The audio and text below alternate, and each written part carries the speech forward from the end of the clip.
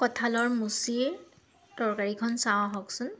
এয়া কঁঠালটো মুচিটো মই ধুনীয়াকৈ সৰু সৰুকৈ কাটি লৈছোঁ। বাকলিখিনি ডাঠকৈ গুচাব লাগে, নহ'লে কেঁহা লাগিব। এয়া কঁঠাল ৰঙালাও অকণমান দিছোঁ, আলু অকণমান, বিলাহী দুটা, পিঁয়াজ ডাঙৰ চাইটা, মছলাখিনি ভিজাই থৈছোঁ। গোটা জিৰা, ধনিয়া এইখিনি ভিজাই থৈছোঁ। এয়া প্ৰেছাৰ কুকাৰ দি অলপ সময়ৰ বাবে গেছটো জ্বলাই মই ইয়াত দুটা চিটি মৰাই লৈছোঁ। ইয়াতে ধনিয়া গুটি, জিৰা আৰু আদা, নহৰু, ইলাচি, দালচেনি এইখিনি ভালদৰে পিচি লৈছোঁ। বিলাহীকণ কাটি থৈছোঁ। পেষ্ট এটা বনাই ল'ব লাগিব। ইয়াতে হালধি আৰু নিমখ, বইল কৰি থোৱা কঁঠালখিনিত হালধি নিমখ সানি লৈ পেলাই এইখিনি ফ্ৰাই কৰি ল'ব লাগিব। এয়া হালধি নিমখ সনা হৈছে। মই এতিয়া ইয়াতে কেৰাহীটো গৰম হৈয়ে আছে। কেৰাহীটোত মই অকণমান জোখ অনুপাতে তেল দিছোঁ। তেল দি এইখিনি মই এতিয়া ফ্ৰাই কৰি ল'ম। ৰঙচুৱা নোহোৱালৈকে অলপ সময়ৰ বাবে ফ্ৰাই কৰি থাকিব লাগিব। এয়া দেখিছে নহয়, ৰঙচুৱা হৈছে। মই এতিয়া এইখিনি কাঢ়ি দিম। এয়া কাঢ়ি দি লৈ মই ইয়াৰ তেলতেই বনাম আকৌ দেই, মই বেলেগ তেল নলওঁ আকৌ। এতিয়া এইখিনি তেলতে মই পিঁয়াজকণ দি দিছোঁ।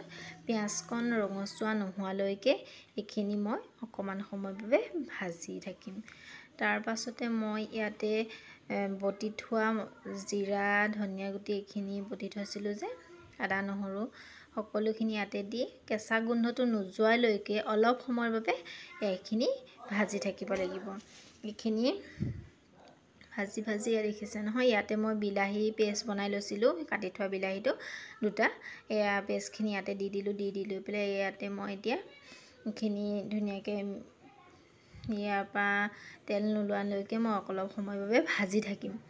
তাৰপিছতে ইয়াতে মই বইল কৰি থোৱা ৰঙালাও আৰু আলুকণ দি গ্ৰেভীৰ নিচিনা অলপ হ'ব লাগিব যে, সেইকাৰণে মই ইয়াতে দি দিছোঁ।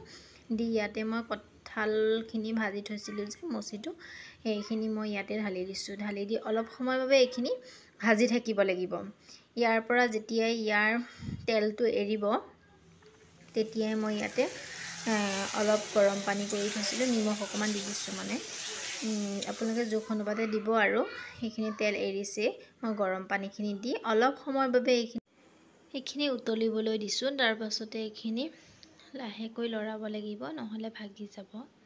চাওকচোন, ইয়াতে মই অকণ গৰম মছলা, মিট মছলা অকণমান দি দিছোঁ, তেতিয়া অকণ গোন্ধটো ভাল আহে নহয় জানো। আৰু ইয়াতে মই অকণমান জলকীয়া গুড়া দি দিছোঁ।